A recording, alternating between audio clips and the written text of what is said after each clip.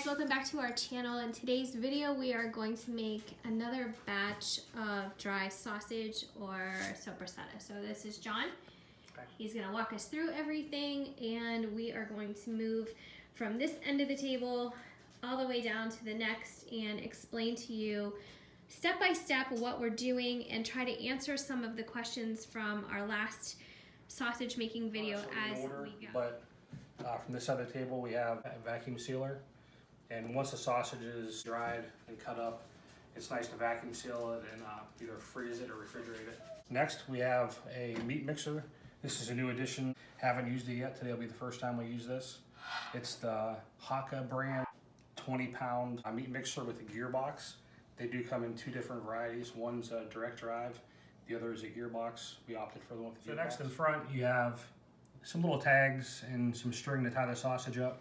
We use the tags to mark a recipe we used for a batch, the date that we are hanging it up, and the weight of each link. That's important because you know the sausage is done when it loses a third of its weight. Sometimes you go by feel, but it's best to go by weight. And where do you buy tags like this?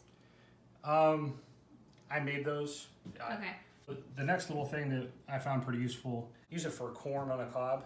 You're supposed to prick the sausage after you stuff it to let some of the air out. Some people said and asked in the last video if you have to do that. A lot of people said that they're against that. Some people said they do it as well. So it's really, I guess, more of a preference. I feel that you have to do that. It allows air and moisture to escape. So next we have several brushes and styles. They all came in a kit. They're a Lem brand, and that's to clean all the little nooks and crannies of your grinder and stuffer and the meat. There's a variety of stuffing tubes. These came with a mixer and grinder.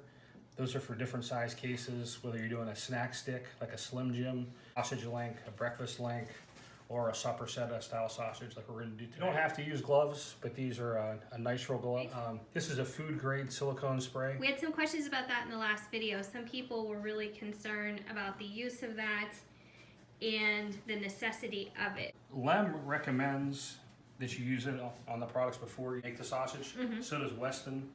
I think it makes it much easier for the lubrication of the products and for cleanup as well. And it is food grade, so that's important. I think some people were concerned about that. So next we have just like a coffee grinder. Use that to grind my spices, peppercorn, juniper berries. So you'll see three different spice mixes. So today we're gonna make a savory sausage, we're gonna make a hot Italian sausage, and we're gonna make a sweet Italian sausage. Those are the internal curing salts. They also sell pre-mixed spice kits for snack sticks, for hot sausage, sweet sausage, chorizo. There's some liquid smoke. For the savory, I like to use a little bit of liquid smoke in it. This would be the first year we use these. We got these at the Pittsburgh Spice Company. There were two older gentlemen there when I was shopping, and they said that they don't make sausage without this. I've heard of people that use tomato paste, but this is a pepper paste. One's a sweet pepper, one's a hot pepper paste. I got a jar of each to try them this year. A little bit of beer, we mix in everything. Optional. Optional. So here's our sausage casings. I flushed them in the sink, so we have some of the Sopressata casings as well as some of the sausage casings. And these are natural? Natural casings. I'm not real crazy about the collagen casings. So next, one of the equipment that we have here is a Vivo vertical stuffer. We got this last year. It works great. It was, I think, $110 on Amazon. Probably one of the better purchases. Next, we have the Lem Big Bite number 5 grinder. Purchased this at Field and Stream in Pittsburgh. Once we paid about $260 for it. The only regret I have is not getting the next size bigger. It's by far big enough for anything that we want to grind up. And this is the Lem Big Bite number 5. That will be in the description also. So for this recipe, I used pork shoulders. I got picnic shoulder on sale, and it gives you a good ratio, like 80-20 lean to fat. So here's a couple of pre-mixed spice kits from the Pittsburgh Spice Company. These are all for 25 pounds of meat. They're very reasonable. You can see they're $3.75. This is for 25 pounds of Spanish chorizo. I'm kind of excited to try. Going further to the left here. This sausage, this is for hanging a week, and you can see that it's already starting to cure. It's still soft to the touch. Once it's hung for a week, put it in a press. The sausage that I put in the press earlier, pull one out so you can see it. This is a homemade press.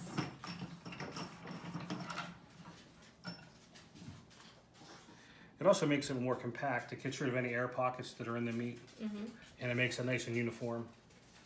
Okay, so is this the end product of what we are making today? Yes. So you can see what it'll turn into. So this is 1 week of being cured, and this is going to go right back in the hanger. Yep. Can you tell what kind of meat this is? This is a pork shoulder. Okay. It's roughly an 80-20 mix. We find it's a good ratio of lean to fat. So we're gonna put it in the meat mixer. All right, so we paused for a bit and went ahead and transferred the meat mixture into a large stainless steel bowl. And the reason why we did that is because the Hakka mixer that we just bought wasn't really doing anything but flipping everything around. So we're back to the old-fashioned way, same way we did this last time. And after this is all completely incorporated and mixed through, then we will go ahead and start filming some of the stuffing. All right, this is a 1/6 of an ounce of curing salt, and we will insert a photo that we got from the Pittsburgh Spice Company. It's a little cheat sheet.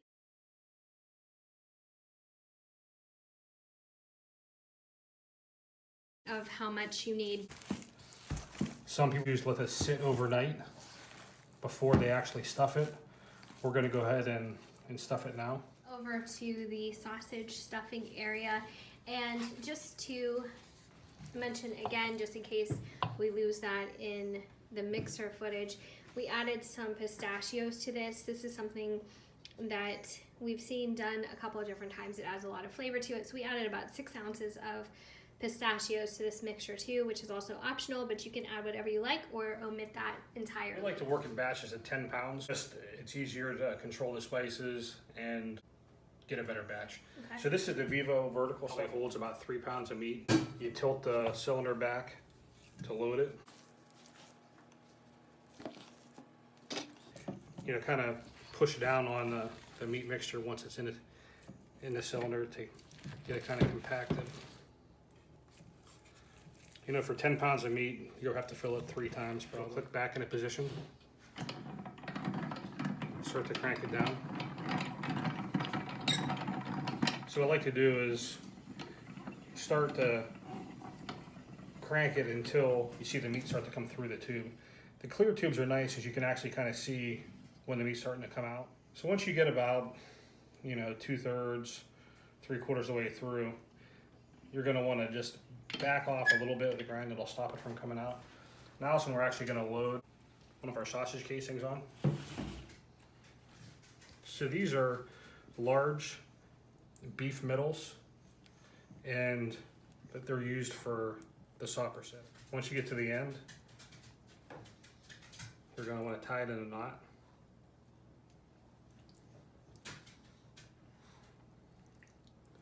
It looks like a big knot now. It dries out quite a bit. You're gonna wanna leave about 1.5 inches on the end. You're not gonna wanna keep the knot real close. Now you'll notice that I've fixed the sausage stuffer right to the table. This is a fold-up plastic table we got at Sam's Club, just solely for the sausage. With some butcher's twine on the end, just to help it from not busting through.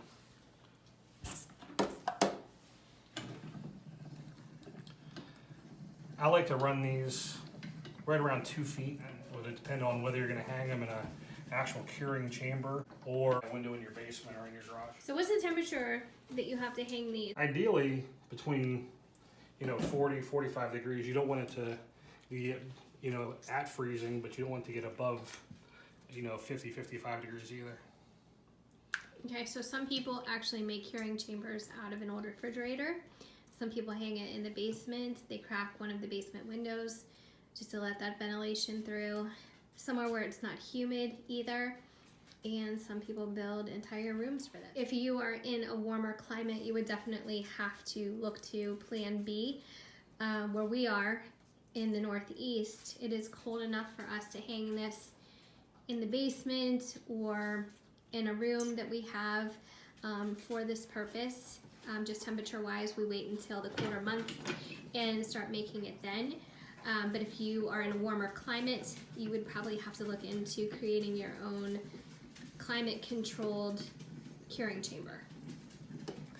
In these cases, they're sold in a hank, and they say a hank does about 80 pounds of sausage. I found that's pretty accurate. Like when it's completely stuffed and completed from start to finish. So John's gonna go ahead and work on the next batch. After John's completely through with that batch, he's gonna work on 2 other varieties.